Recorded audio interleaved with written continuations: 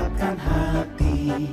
Negeri ini memanggilmu kawan, belajar bergerak berbagi untuk negeri. Guru penggerak majukan pendidikan, guru penggerak menghamba pada murid, kreatif rancang pembelajaran, hargai potensi tingkatkan prestasi, lahirkan profil pelajar Pancasila. Belajar bergerak berbagi untuk negeri, kita menjalin kolaborasi. Belajar bergerak berbagi untuk negeri, demi bakti pada Ibu Pertiwi.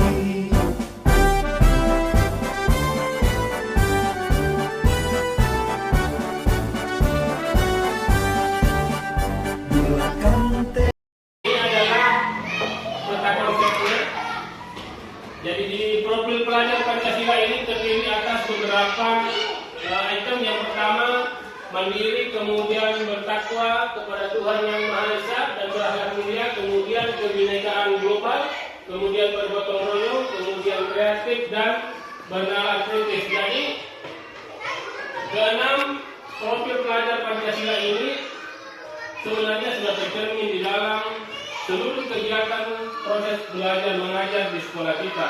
Jadi bukan hal yang baru sebenarnya, tetapi istilah-istilah ini kemudian menjadi baru karena mendapatkan konsep yang baru untuk kemudian ditanamkan di dalam kurikulum Merdeka. Yang selanjutnya,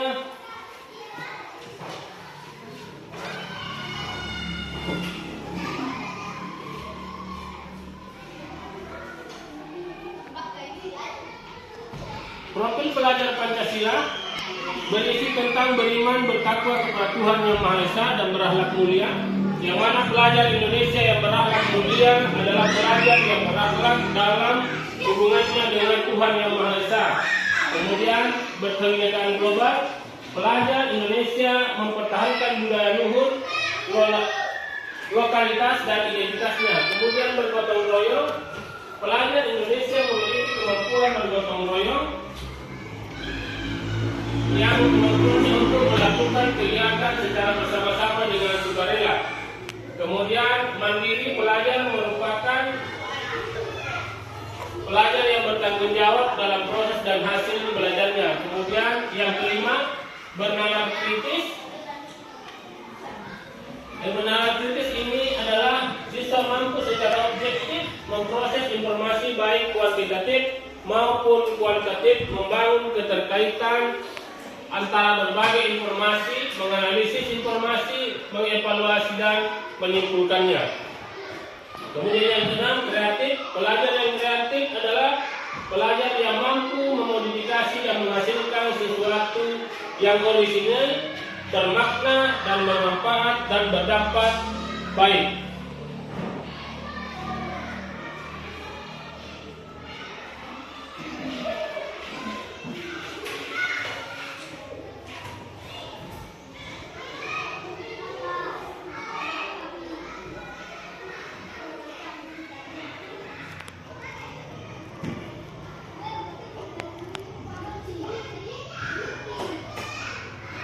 Yang selanjutnya, konsep utama budaya positif.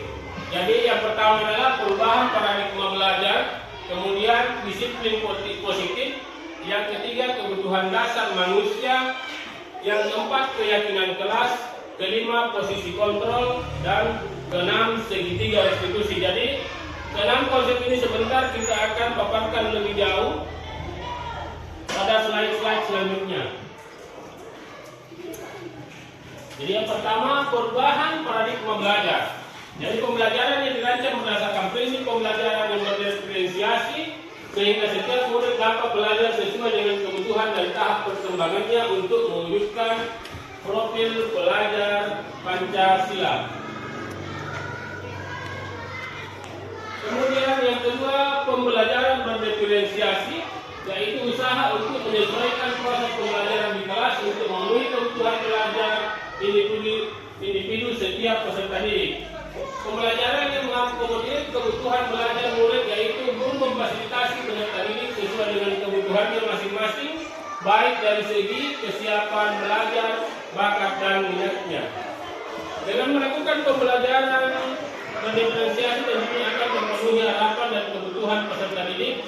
Pembelajaran akan menjadi bermakna dan suasana proaktif karena peserta didik terlibat langsung dalam proses pembelajaran yang sesuai dengan kodrat alam dan kodrat zamannya. Jadi sesuai dengan pemikiran Ki Hajar Dewantara bahwa peserta didik itu harus belajar sesuai dengan kodrat alam dan kodrat zamannya. Yang selanjutnya disiplin positif.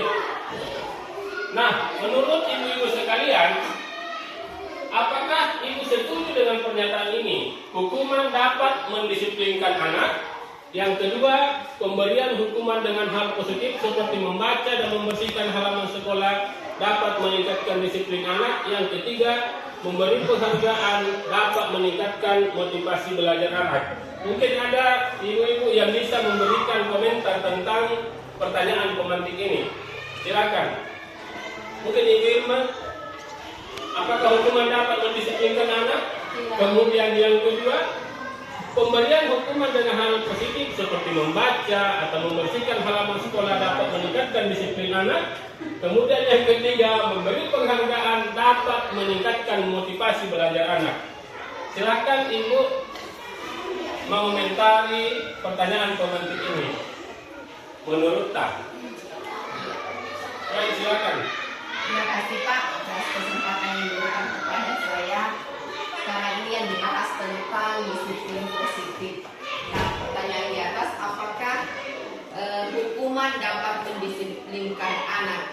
Menurut saya, yang pertama yang saya ingin bahas, kalau hukuman. Nah, pertanyaan di atas, apakah hukuman dapat mendisiplinkan anak? Menurut saya, yang pertama yang saya ingin bahas, kalau hukuman itu tidak serta-merta akan mendisiplinkan anak. Bahkan apabila hukuman ada rasa takut terhadap anak itu karena jangan sampai sebentar ini mau lagi dihukum karena seperti ini. Kemudian, tetapi dari segi positifnya juga, hukuman itu akan mengikuti yang nomor 2. Pemberian hukuman dengan hal positif seperti membaca atau membersihkan halaman sekolah dapat meningkatkan disiplin anak. Nah, saya lebih cenderung sebenarnya ke sini. Pemberian hukuman yang sifatnya seperti ini. Karena dengan begitu anak-anak juga bisa dengan sendirinya akan merasa kalau saya terlambat umpamanya, maka saya akan membersihkan halaman sekolah. Kalau saya ada yang saya lakukan yang tidak sesuai dengan peraturan di kelas saya, maka guru akan menyuruh saya untuk membaca. Mungkin bisa saja sampai berhalaman, sehingga timbul pemikiran anak-anak ini bagaimana supaya ini tidak terjadi seperti itu. Kalau saya cenderung ke nomor 2, itu Pak. Baik, terima kasih. Jadi disiplin positif ini sebenarnya adalah tergantung dari kita bagaimana memunculkan motivasi intrinsik anak untuk berubah. Baik, kita lanjut. Jadi disiplin positif itu dalam budaya kita, makna kata disiplin dimaknai menjadi sesuatu yang dilakukan seseorang pada orang lain untuk mendapatkan kepatuhan. Kita cenderung menghubungkan kata disiplin dengan kebutuhan. Kemudian sebagai pendidik, tujuan kita adalah menciptakan anak-anak yang memiliki disiplin diri sehingga mereka bisa berperilaku dengan mengacu pada nilai-nilai kebajikan universal dan memiliki motivasi intrinsik dan ekstrinsik. Kemudian disiplin positif merupakan salah satu cara menerapkan disiplin yang bertujuan untuk menumbuhkan kesadaran serta memberdayakan anak untuk melakukan sesuatu tanpa sebabkan ancaman maupun hukuman. Jadi tujuan utama kita sebenarnya adalah berada di motivasi intrinsik dan motivasi ekstrinsik. Jadi motivasi intrinsik ini adalah motivasi yang muncul dari dalam diri anak untuk patuh dan disiplin. Kemudian motivasi eksplisit ini bisa dua. Yang pertama adalah peraturan atau tata tertib, yang kedua adalah keyakinan keras. Ini keyakinan keras sebentar akan kembali dibahas. Kemudian konsekuensi. Konsekuensi adalah merupakan suatu tindakan atau akibat dari suatu perbuatan yang telah dilakukan. Tujuan pemberian konsekuensi untuk memberikan rasa tanggung jawab kepada siswa sehingga muncul kesadaran akan tanggung jawab dalam dirinya, sehingga disiplin lahir dari dalam diri tanpa ada paksaan. Apabila peserta didik sudah merasakan akibat buruk dari perbuatannya, mereka akan belajar bahwa perbuatan itu salah. Jadi sebentar ini kita akan melihat bagaimana konsekuensi berpengaruh terhadap kedisiplinan siswa. Jadi konsekuensi ini lahir dari hukuman. Kemudian kebutuhan dasar manusia. Jadi disiplin ini kemudian akan berafiliasi kepada kebutuhan dasar manusia. Yang pertama bertahan hidup, yang kedua kasih sayang dan rasa diterima, kebebasan, kemudian kesenangan dan penguasaan. Jadi manusia itu lebih cenderung yang pertama adalah bagaimana kita bertahan hidup dulu. Kemudian kita membutuhkan rasa kasih sayang dan rasa diterima. Kemudian kita membutuhkan kebebasan. Kemudian setelah kita bebas, kita butuh kesenangan. Dan yang terakhir, setelah kita senang, kita merasa ingin menguasai. Jadi itu adalah kebutuhan dasar manusia. Nah, baik, kita akan melihat sejenak video tentang 5 kebutuhan dasar manusia.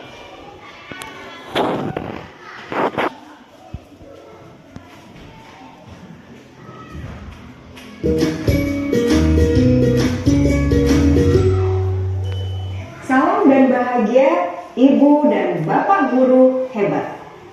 Untuk membangun budaya sekolah yang positif dengan lingkungan yang aman dan mendukung murid untuk menjadi pribadi yang berdaya, seimbang, dan bahagia, salah satu upaya yang dapat dilakukan oleh guru adalah memahami kebutuhan dasar yang mendasari perilaku murid. Pada video kali ini, kita akan membahas tentang 5 kebutuhan dasar manusia.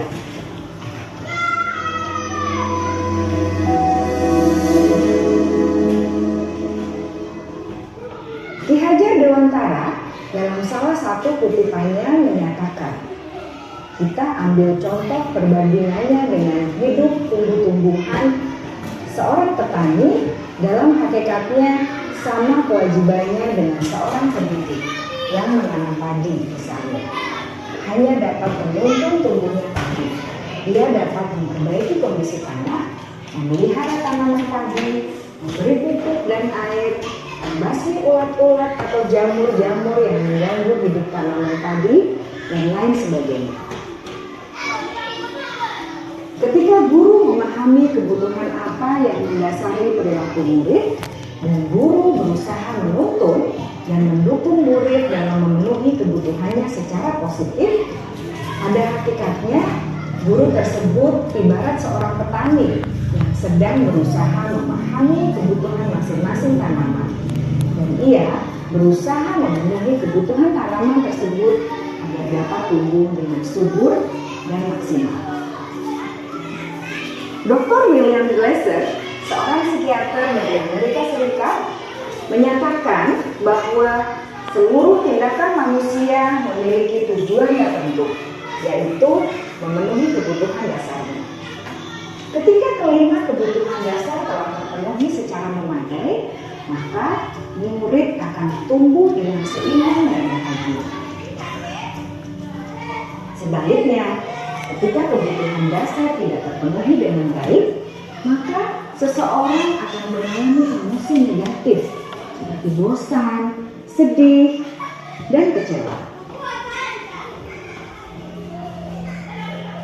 Bahkan mereka dapat melakukan perbuatan yang bertentangan dengan nilai-nilai kebajikan atau melanggar peraturan. Dengan kata lain, perilaku buruk seseorang biasanya adalah respons dari kebutuhan yang tidak terpenuhi. Namun, mereka tidak tahu cara untuk menyampaikannya. Ada 5 kebutuhan dasar manusia menurut Dr. William Glasser, yaitu yang pertama, kebutuhan untuk bertahan hidup atau survival. Yang kedua, kebutuhan untuk merasa diterima atau love and belonging. Yang ketiga, kebutuhan akan kebebasan atau freedom. Yang keempat, kebutuhan akan kesenangan atau fun. Dan yang kelima, kebutuhan akan penguasaan atau power.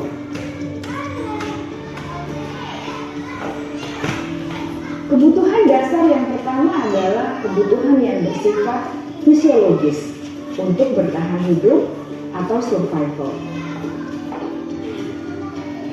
Misalnya, kesehatan, rumah, dan makanan.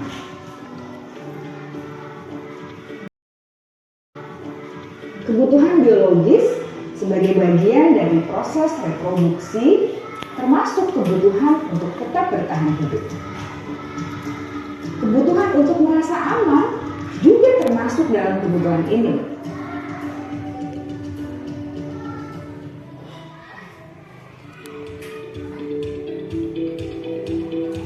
Agar murid dapat belajar dengan baik, kebutuhan mereka akan rasa aman, pangan, sandang, dan papan harus terpenuhi. Bagaimana mungkin mereka dapat belajar dengan baik bila mereka datang ke sekolah dengan perut yang lapar atau bila rumah mereka kebanjiran?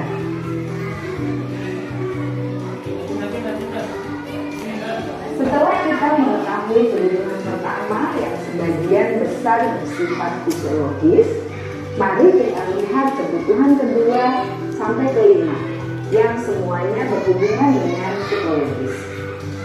Mari kita lihat kebutuhan yang kedua, yaitu kebutuhan akan perasaan diterima oleh kelompok atau komunitasnya, atau kebutuhan love and belonging.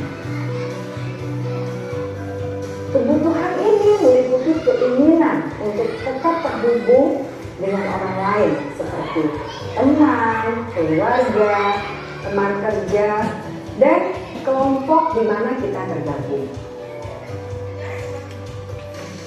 Setiap murid ingin menjadi bagian yang berharga dari kelas dan juga sekolah. Mereka juga ingin diterima oleh orang lain dan kelompoknya.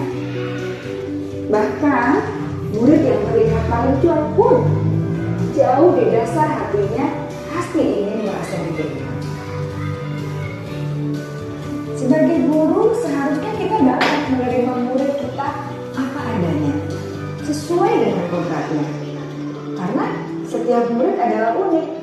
Mereka memiliki kekuatannya masing-masing, sehingga guru seharusnya bisa menciptakan kesempatan untuk murid berkolaborasi dan memiliki ikatan emosi satu sama lain. Murid-murid yang memiliki kebutuhan yang besar untuk merasa diterima, biasanya mereka belajar karena suka pada gurunya, dan mereka juga suka bekerja dalam kelompok.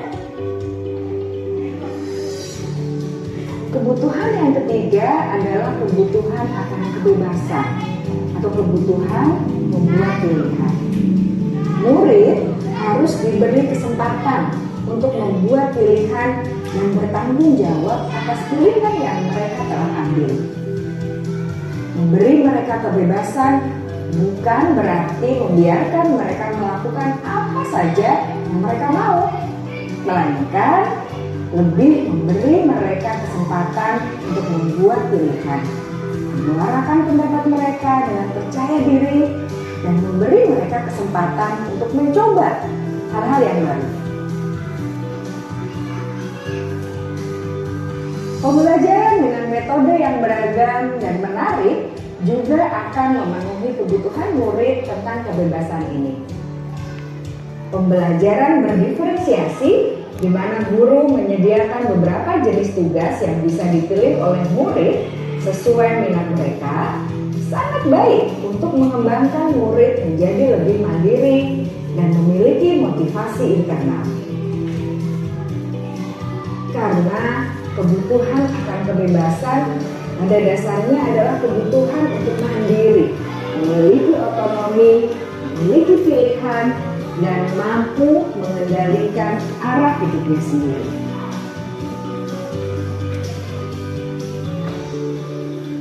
Kebutuhan yang keempat adalah kebutuhan akan kesenangan. Bayangkan Bapak Ibu, hidup tanpa rasa senang. Betapa menyedihkannya. Glasser menghubungkan kebutuhan akan kesenangan dengan belajar. Jangan sekalikan kebutuhan murid untuk merasa senang di kelas. Sebagai guru, jangan ragu-ragu untuk dengan sengaja memasukkan kegiatan yang menyenangkan dalam kelas. Murid-murid dengan kebutuhan dasar kesenangan yang tinggi ingin menikmati apa yang mereka lakukan. Mereka juga konsentrasi tinggi saat mengerjakan hal-hal yang disenangi.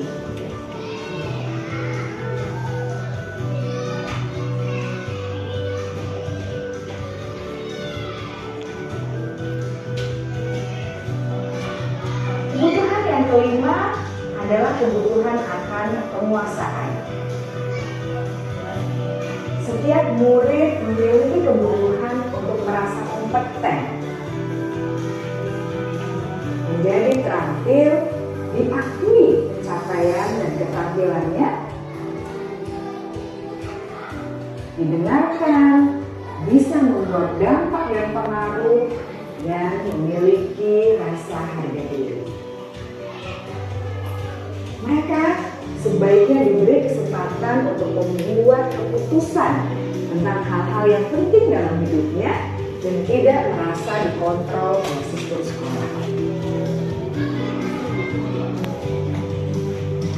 Pada murid yang telah menginjak usia remaja, seringkali mereka merasa tidak memegang kendali atas kehidupannya sendiri, karena guru kerap kali berpengaruh dalam mengambil keputusan. Murid-murid yang memiliki kebutuhan dasar akan penguasaan yang tinggi biasanya selalu ingin menjadi pemimpin.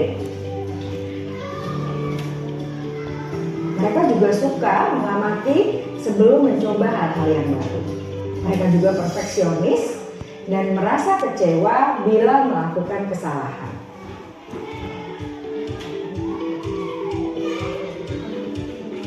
Ibu dan Bapak guru sangatlah penting bagi kita untuk mengetahui kebutuhan dasar murid-murid, agar kita memahami alasan dibalik sikap dan tingkah laku mereka.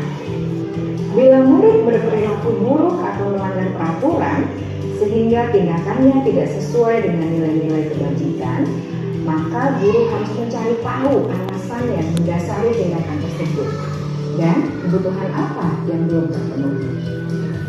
Melalui percakapan dengan guru dalam pendekatan disiplin positif, murid dapat diajak untuk bersikap efektif dalam mengenali kebutuhan-kebutuhan yang berusaha mereka penuhi dan mendasari tindakan mereka. Jika guru mengabaikan perilaku buruk murid-murid, maka perilaku tersebut akan berpengaruh pada suasana kelas yang kurang kondusif dan akan berpengaruh pada tujuan dari pendidikan itu sendiri. Ibu, Bapak guru hebat, mari kita menjadi guru yang lebih baik dengan memahami kebutuhan dasar murid-murid kita yang senantiasa membimbing mereka untuk menjadi pribadi yang berdaya, seimbang, dan bahagia. Salam dan bahagia, Ibu dan Bapak guru hebat.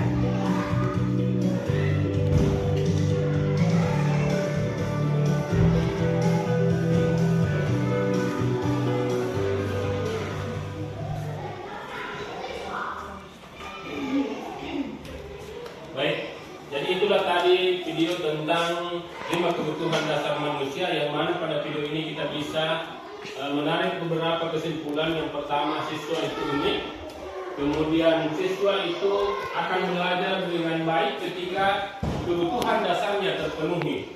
Ketika salah satu kebutuhan dasar tidak terpenuhi dengan baik, maka jadilah siswa kita siswa yang kurang semangat ketika berada di sekolah. Misalkan siswa mengalami kekurangan kasih sayang di rumah, maka sampai di sekolah itu akan berdampak pada proses pembelajaran kita, yang mana siswa kadang tidak konsentrasi, kemudian siswa berusaha untuk diperhatikan oleh guru, apapun dilakukan untuk mendapatkan perhatian dari guru, baik seperti melakukan pelanggaran-pelanggaran agar mendapatkan teguran dari guru. Ini adalah salah satu bukti bahwa siswa tersebut kurang mendapatkan kasih sayang di sekolah, di rumah. Kemudian yang paling penting pada video tadi adalah kita dituntut menjadi guru yang pada dasarnya menghamba kepada murid.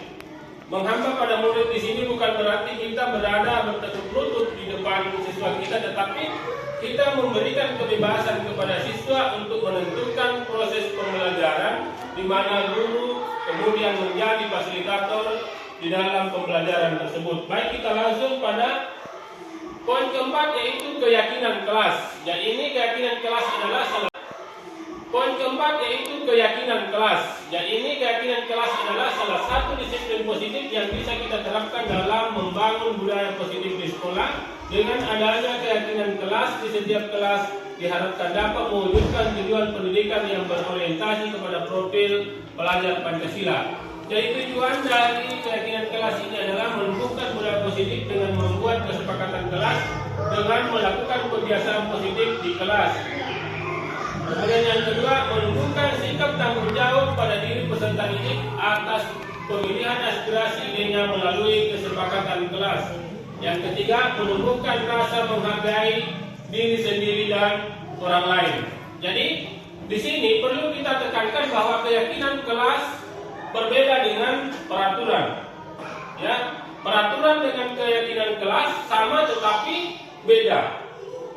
Jadi keyakinan kelas ini adalah salah satu motivasi yang muncul dari dalam diri siswa untuk disiplin. Sementara peraturan itu adalah hal-hal atau aturan-aturan yang sudah ditentukan yang harus disepakati. Ini adalah motivasi ekstrinsik.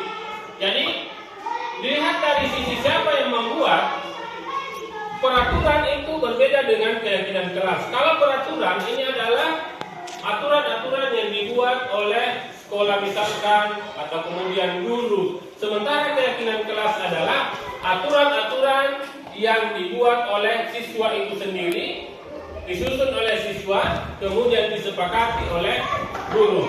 Jadi berbeda antara keyakinan kelas dengan peraturan. Kalau keyakinan kelas, siswa yang memunculkan motivasi dari dalam dirinya, sementara peraturan ini berada di luar dari kendali siswa. Kemudian ada 5 posisi kontrol guru. Yang pertama, penghukum. Kemudian yang kedua, pembuat merasa bersalah. Kemudian yang ketiga, teman. Kemudian yang keempat, pemantau. Yang kelima, manajer. Jadi kalau kita mau membahasakan penghukum ini adalah guru-guru yang setiap saat ketika siswa melakukan kesalahan, guru kemudian memberikan hukuman-hukuman. Kalau kita di zaman kita dulu bahkan sampai hukuman fisik. Saya pernah mengalaminya, tetapi itu kemudian menjadi pembelajaran untuk saya bahwa guru itu sebenarnya tidak boleh melakukan hal-hal yang seperti itu. Kemudian pembuat merasa bersalah. Jadi penghukum dan pembuat merasa bersalah ini sebenarnya mirip-mirip tetapi berbeda. Jadi pembuat merasa bersalah ini selalu melemparkan seluruh perkataan-perkataan yang mengucilkan siswa, sehingga siswa ini kurang semangat karena merasa bersalah. Kemudian teman, posisi teman ini saya kira kita semua menyadari yang mana posisi teman, bahwa siswa itu tidak boleh kita anggap sebagai orang lain ketika berada di kelas. Kemudian yang kelima, yang keempat, pemantau. Pemantau ini adalah memperhatikan segala gerak-gerik dari siswa. kemudian manajer ini adalah pengatur. Baik, kita melihat video tentang 5 posisi kontrol guru.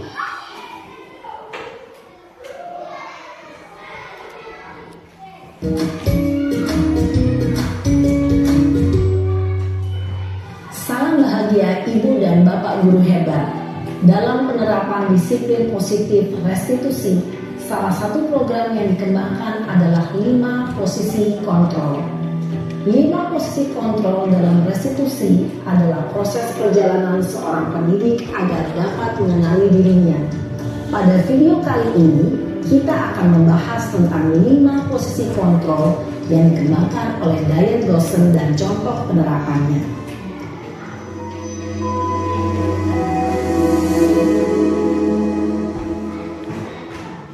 Lima posisi kontrol itu adalah 1. Posisi penghukum, 2. Posisi pembuat merasa bersalah, 3. Posisi teman, 4. Posisi pemantau atau monitor, dan 5. Posisi manajer.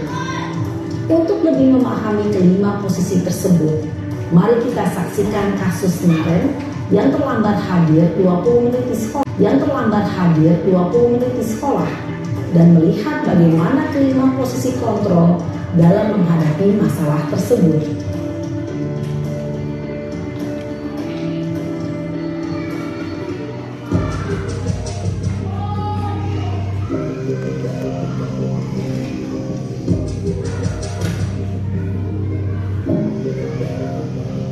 Naren! Sini kamu! Selamat pagi, Bu. Selalu terlambat. Kamu deh, pasti terlambat. Maaf, Bu. Saya Apa? Apa coba? Alasan kamu apa lagi? Kapan sih kamu tidak terlambat? Malas sekali ya kamu jadi anak. saya Dasar pemalas. Gak kapok-kapok sih kamu. Sudah berapa kali terlambat? Sana, kamu keliling lapangan basket 2 kali. Kenapa saya harus keliling lapangan basket, Bu? Kenapa? Kamu melawan ibu. Berani-beraninya jawab. Sudah terlambat, masih berani jawab pula. Sekarang, keliling lapangan basket 5 kali sekalian. Biar kapok. Cepat. Pergi sana ke lapangan basket. Posisi penghukum biasanya berbicara dengan nada tinggi, menghardik, menunjuk-nunjuk, menyakiti, dan menyindir. Hukuman bisa berupa fisik maupun psikis. Ibu dan Bapak guru hebat, dampak yang terjadi pada murid ketika guru berada pada posisi penghukum adalah murid cenderung akan memberontak, bahkan menyimpan dendam.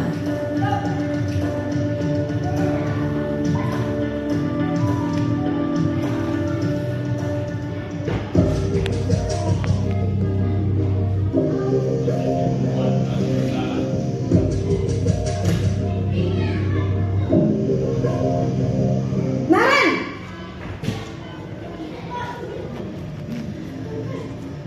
Selamat pagi, Bu. Naren. Kamu kenapa terlambat lagi, nak? Ya Tuhan, Naren. Kamu senang ya bikin ibu susah ya? Kalau kamu terlambat lagi, nanti ibu yang ditegur bapak kepala sekolah, nak. Disangka ibu tidak bisa membina kamu. Duh, gimana ini? Maaf, Bu. Duh, Gusti Naren. Kamu suka ya kalau ibu ditegur bapak kepala sekolah? Terus, sekarang ibu harus tulis apa yang di buku absen? Ini kamu sudah sering terlambat loh. Ibu harus apa coba? Maaf, Bu. Maaf sekali. Ya sudah, lain kali jangan bikin ibu susah lagi ya nak ya. Ibu tidak akan kuat lagi kalau kamu begini terus. Bisa jantungan kalau ibu ditegur bapak kepala sekolah. Sana cepat ke kelas.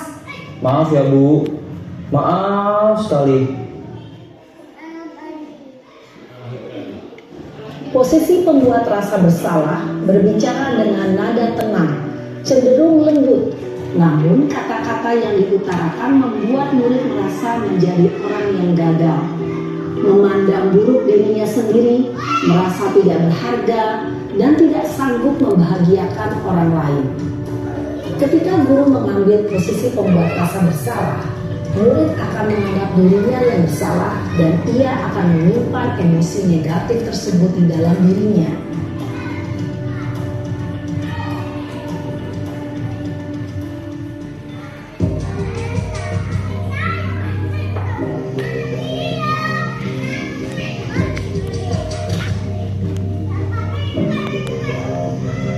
Naren,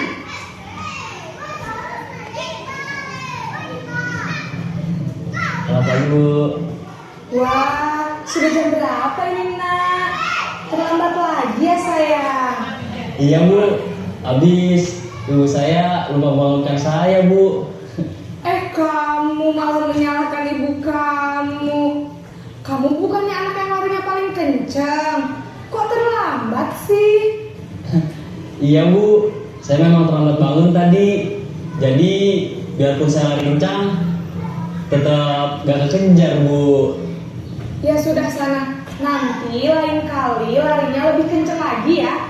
Biar gak terlambat lagi. Bikin senang ibu. Demi ibu. Bisa kan? Bisa lah Bu. Ya sudah sana masuk kelas. Ibu beresin urusan absen kamu. Kamu ini ada-ada saja. Dalam posisi teman, guru berbicara dengan nada suara ramah, akrab, cenderung bersenda gurau untuk menjaga suasana tetap santai. Murid akan merasa senang, aman, dan akrab dengan guru. Identitas yang tercipta adalah identitas sukses atau berhasil. Namun, perlu diingat, karena ini masih dorongan eksternal, maka ada faktor ketergantungan dari murid kepada orang tertentu. Di sini guru absennya, sehingga di lain waktu murid bisa berperilaku baik, namun hanya kepada orang-orang tertentu saja.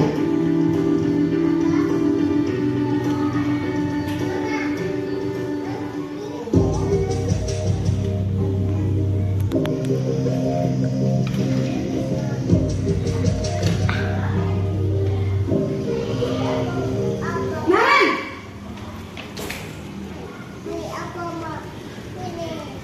Selamat pagi Bu.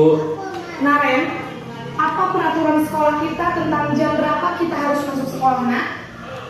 Kita harus di sekolah jam 7 Bu. Iya betul, sekarang sudah jam 7.20. Naren sudah tahu konsekuensinya jika terlambat hadir. Paham Bu, saya harus tinggal kelas pas jam istirahat selama 20 menit. Iya benar, konsekuensinya demikian. Jadi nanti jam 9.30 pas istirahat, kamu harus tinggal di kelas, kerjakan tugas tambahan untuk ketertinggalan kamu, ya? Baik Bu. Posisi pemantau mengandalkan penghitungan atau data untuk mengontrol murid. Guru mengarahkan murid berdasarkan peraturan dan konsekuensi. Seorang pemantau menunjukkan bahasa tubuh dan ekspresi wajah yang datar dan cenderung formal.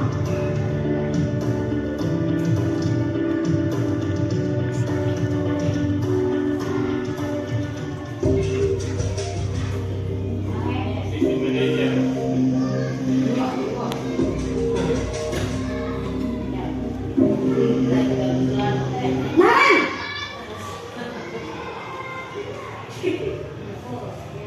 Selamat pagi Bu. Selamat pagi Naren. Maaf Bu, saya terlambat. Iya, sekolah masuknya jam 7, sekarang sudah jam 7.20. Jadi sekarang bagaimana ini Naren? Maaf Bu, saya lupa setel alarm saya semalam. Baiklah, menurut kamu, keyakinan sekolah yang mana yang perlu kamu tingkatkan? Menghargai diri sendiri dan orang lain mungkin ya Bu. Setuju. Jadi, apakah Naren meyakini prinsip saling menghormati tersebut? Iya Bu, saya meyakininya. Apakah Naren bersedia memperbaiki masalah keterlambatan ini? Bersedia Bu. Bagaimana kamu akan perbaiki masalah keterlambatan ini? Saya akan coba untuk tidak lupa menyetel alarm saya, Bu. Baik, kalau Naren lupa menyetel alarm di rumah, ada orang yang kira-kira bisa bantu mengingatkan tidak? Ada, Bu. Kakak saya, Kak Emma. Ada lagi selain Kak Emma? Selain Kak Emma, ada ibu saya. Baik, jadi yang mengingatkan Naren adalah Kak Emma dan ibu kamu ya? Kira-kira akan mulai start alarm kapan nih Naren?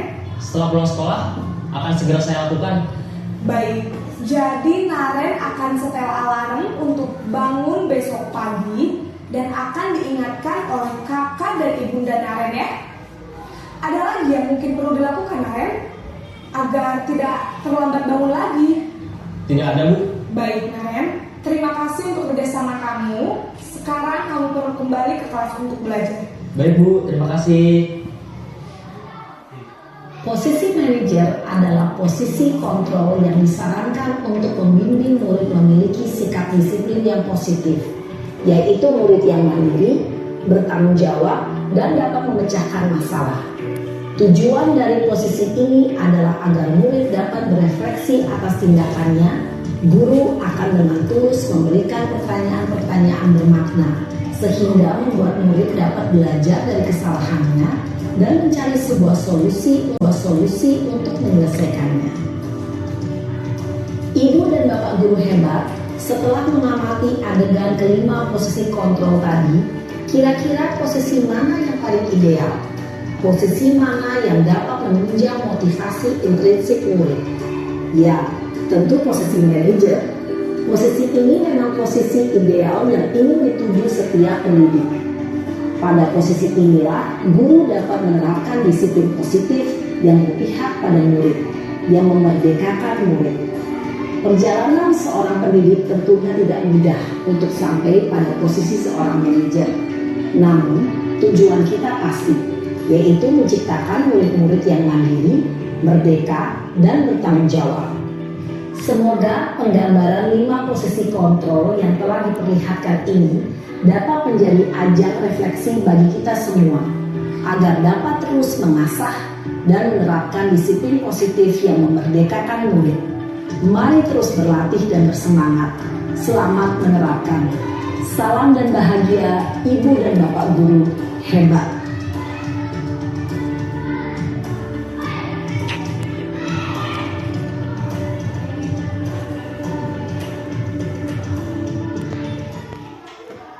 Baik, itu tadi adalah video tentang penggambaran 5 posisi kontrol guru. Jadi dari kelima posisi kontrol guru ini ada 2 yang harus betul-betul dihilangkan oleh seorang guru. Yang pertama adalah posisi penghukum dan yang kedua adalah posisi pembuat rasa bersalah.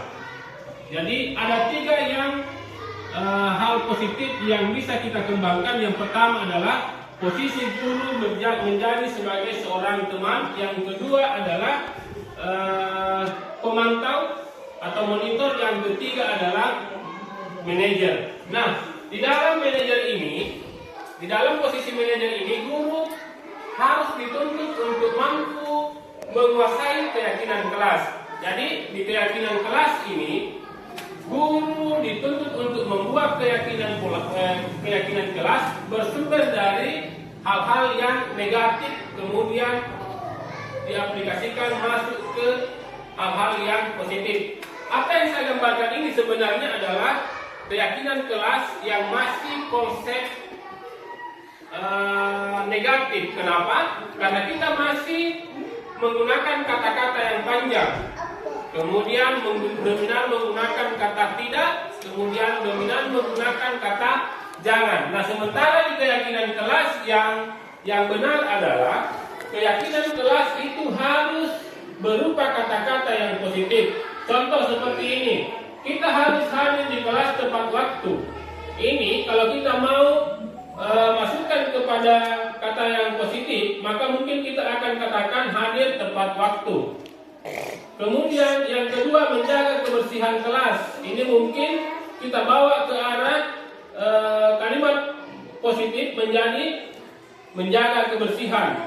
Kemudian tidak makan dan minum ini juga adalah menjaga kebersihan. Kemudian tidak keluar masuk pada jam pelajaran ini bisa mengacu kepada tertib. Kemudian yang selanjutnya tidak mengganggu saat pelajaran berlangsung ini menghargai orang lain.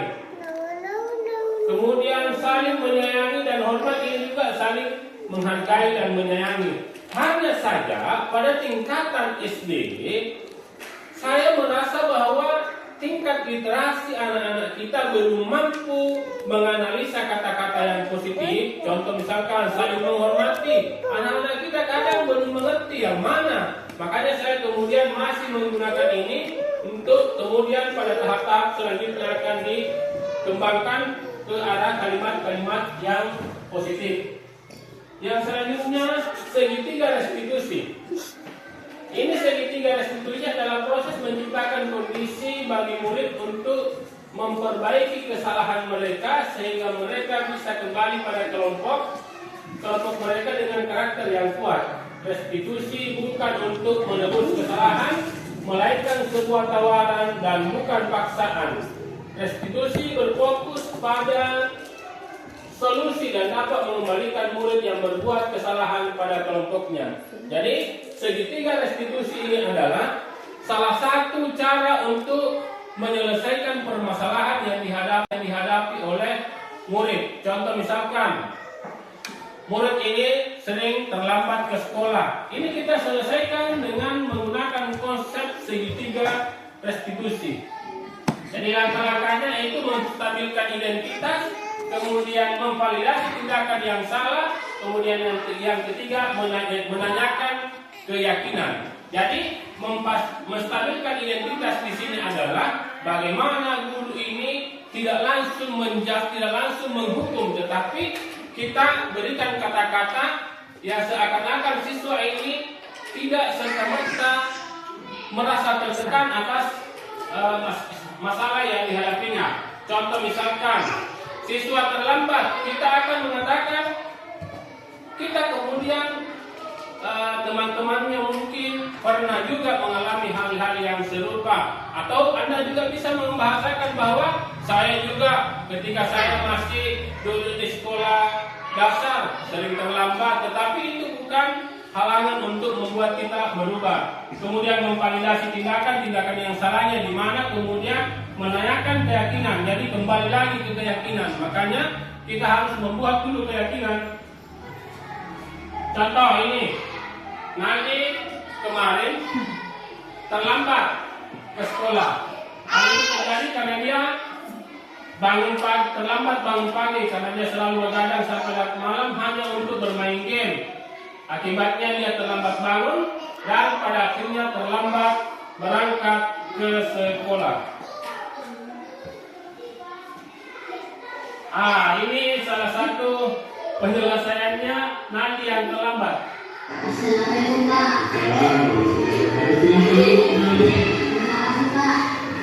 Iya. Hari-hari ini saya selalu datang terlambat ke sekolah. Ya Pak. Bisa tahu kenapa bisa terlambat? Iya, baik. Jadi setiap orang itu pernah melakukan kesalahan. Coba pikirkan apa manfaat yang bisa kamu dapatkan kalau misalkan terlambat ke sekolah. Lalu, apakah kamu tindakan itu benar atau salah? Salah Pak, saya sedang makan.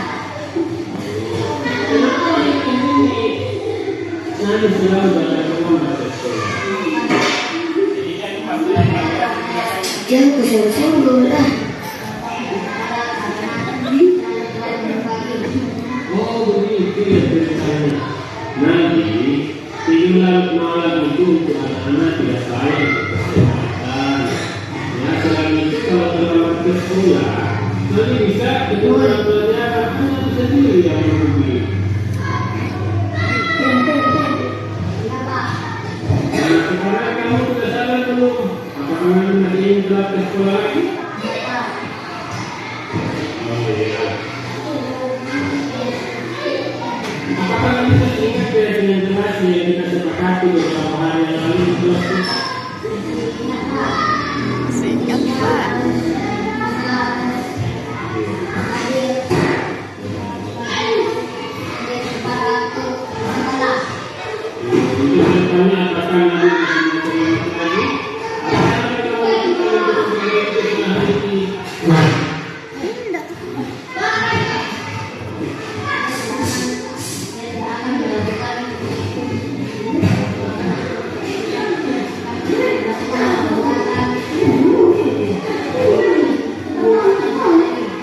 Baik, semoga ada dari kesalahan yang sudah kami lakukan. Ya baik, jadi itu tidak boleh lagi ada apa-apa dan tidak boleh lagi itu dalam malam ya. Baik, terima kasih. Silakan keluar.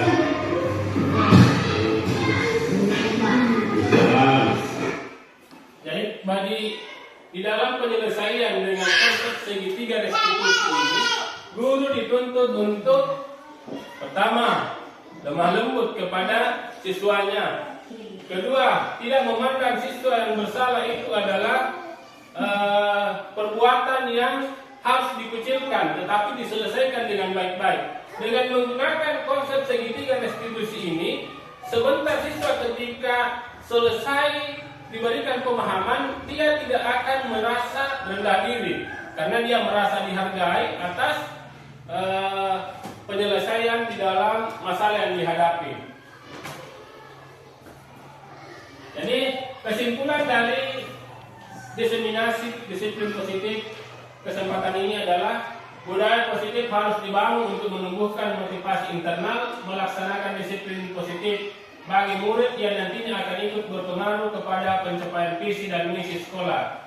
Dan membangun budaya positif tentu saja tidak bisa dilakukan sendiri, melainkan butuh kolaborasi dari semua warga sekolah, mulai dari kepala sekolah, guru, tenaga kependidikan, dan murid. Bahkan dibutuhkan juga dukungan dari orang tua dan komite sekolah. Baik, itu tadi adalah presentasi diseminasi disiplin positif. Sekian, Assalamualaikum warahmatullahi wabarakatuh. Waalaikumsalam